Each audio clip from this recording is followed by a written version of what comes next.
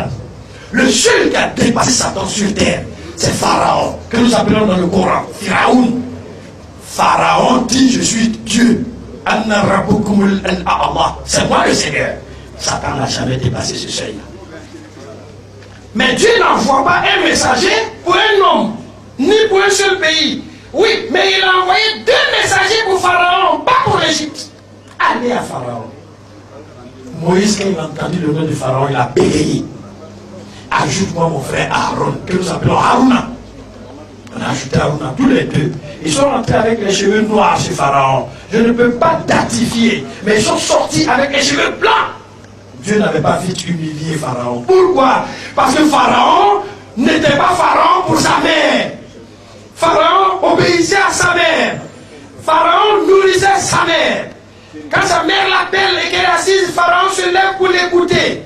Pharaon a respecté sa mère. Dieu l'a protégé. Si vous respectez vos mères, Wallahi, Summa Wallah, Allah va vous élever. Même celui qui est contre vous ne pourra rien. Pharaon n'était pas imam, Pharaon n'était pas pasteur, Pharaon n'était pas curé, mais Dieu l'a protégé. Quels que soient vos liens avec Dieu, si vous êtes lié à votre mère, vous avez la main de Dieu sur vous. Mon frère, la clé de ton paradis ne se trouve pas à Lourdes ou à la Mecque ou à Jérusalem, ni dans le sanctuaire marial, mais il est simplement pas sur le pied de la mère, sous les pieds de votre mère. Le dessous du pied de votre mère est là où vous trouvez la longévité de vos enfants. C'est là où vous trouvez votre aura de la vie. Quand vous avez votre mère, vous avez Dieu. Et quand vous avez Dieu, les sorciers ne pourront rien. Les charlatans ne pourront rien. Les ennemis ne pourront rien. Parce que vous avez votre mère. Je n'ai pas autre formule pour vous donner comme protection. Allez regarder ces seins. Regardez comment ces flasques, comment le bout de ces seins est devenu plein. Il faut regarder simplement dire, c'est là j'ai tété jusqu'à celle-là. Elle a eu mal au sein. Elle ne m'a pas flatté. Elle m'a aimé. Alors je ne permettrai pas à qui que ce soit de lui dire qu'elle est sorcière. Ma mère n'est pas sorcière. Oui, mon frère. Va chez pasteur d'abord. Elle n'a qu'à te montrer comment on met la corbeille à l'église. Va. Ce métier pour rien. Les responsables politiques qui veulent y aller, la famille et surtout les imams et les dignitaires religieux. Ils vont y aller et les autres vont rester autour et sous la bâche. Voilà. Et tout le monde, tous ceux qui ont quelques moyens pour y aller à pied, en avion, en voiture, tout le monde allait accompagner Ahmed. Je vais vous dire pourquoi. Parce que certains, pour nous vilipender, disent que les musulmans égorgent leurs morts. Oui, ça se dit. Nous, on va avec le mort, avec les habits les plus moins chers, mais les plus purs. Seuls les vivants ont besoin de ce qui est cher et de la valeur. On l'attache comme une momie égyptienne. Si le sol est mou, on accepte le cercueil, ou bien on fait une grande fosse et on fait une fosse centrale. Jamais nous ne mettons la terre sur l'individu. Jamais. Si le sol est dur, comme chez moi à Korogo, on fait la grande fosse et puis dans le flanc là, on fait la chambre là-bas. On ferme tout cet endroit avec des planches ou des branches ou des feuilles. Et puis maintenant c'est le grand trou qu'on ferme. Mais avant de mettre dans le trou, même le mouton, nous on détache la corde d'abord. Alors tout ce qu'on a pu pour l'attacher, attacher la natte, arriver là-bas, on défait toutes les cordes. C'est là celui qui est dans le trou, il demande, quelqu'un a un couteau là, c'est pour couper les cordes. Ceux qui ont vu, il faut égorger le truc. Il faut que je corrige pour ne pas qu'on continue de faire des réticences et qui vont nous entraîner des problèmes. On marche sur toute une communauté.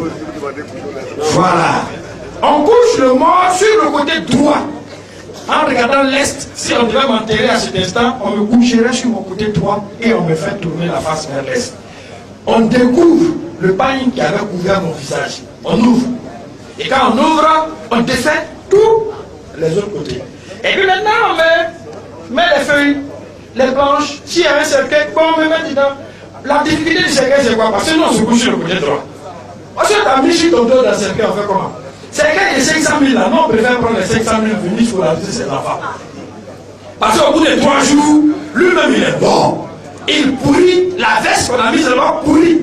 Le vivant, les parents sont là, les arriérés 500 000. Non, dit non, soyons logique quand même. Hein? Non. Tu es terre et tu retourneras à la terre. Tu vois le sens? Le corps est tiré de terre. Le corps a été nourri par les éléments tirés de terre. Manioc, igname, du riz. Donc tu as pris crédit avec la terre. En consommant cela, tu as eu des sels minéraux qui ont fait ton ossification. Et quand tu meurs, il fallait retourner les sels minéraux là pour que d'autres aussi soient nourris avec toi. Alors tu retourneras payer ta tête simplement. De terre, tu retourneras à la terre. L'âme ne vient pas de la terre, l'âme vient du Seigneur, l'âme retourne au Seigneur. Comme le disque dur d'un ordinateur, lorsqu'on a tout enregistré, on enlève ce disque-là, on garde. Et madame responsable de l'informatique de la mairie, à tout moment, elle peut sortir le fichier.